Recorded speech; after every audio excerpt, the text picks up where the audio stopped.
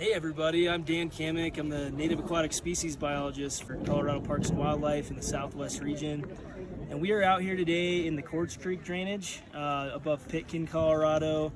And it's a pretty special day. We're up here with the Denver Zoo folks. We got quite the coalition of people here, and we are stocking boreal toad tadpoles that were produced in the Denver Zoo in captivity. So typically when we do translocation projects, we actually have to go out, collect wild eggs and hatch those out in the hatchery and then stock tadpoles. But this time we have these tadpoles that were created by captive adults. So a pretty big win for boreal toad conservation.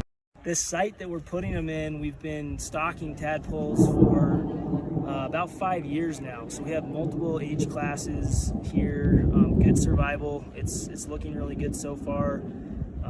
And we have high hopes that this is going to be a self-sustaining breeding population of boreal toads and a successful translocation. And that would only be the second one in Colorado. The first was Zimmerman Lake up near Fort Collins. So send some good energy this way, and hopefully we'll have established another population of this rare state endangered amphibian. The boreal toad is a really unique amphibian. I mean, we're up here at 11,500 feet. I mean, we're at timberline practically, and you know, they live anywhere typically from 9,000 to 12,000 feet. You know, they're gutting out these big winters covered by snow. They're an integral part of the landscape, you know, and as far as I'm concerned. I mean, you know, they were ubiquitous once in Colorado and all these habitats, and now with especially chytrid fungus kind of being the primary cause of decline, we don't have that many populations of boreal toad remaining. So for us to try to get something else going is really important.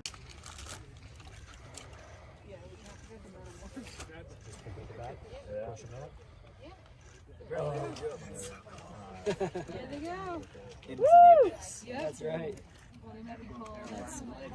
I think working with native species in particular is rewarding for me, because these are the species that were here pre-European settlement. I mean, as someone who grew up in Colorado, who loves wildlife, I like to think about, man, what would it be like to jump in a time machine before, you know, there was big population centers, and see what wildlife looked like on the landscape. These are the critters that, you know, were here.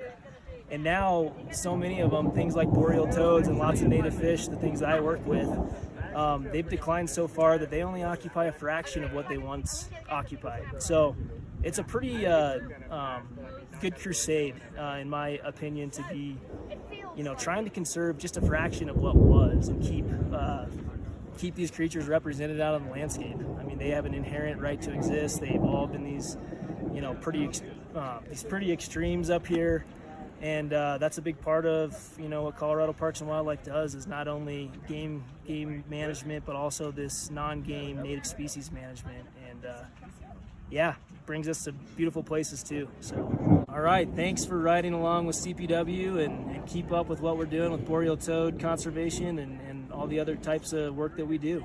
Thanks everybody.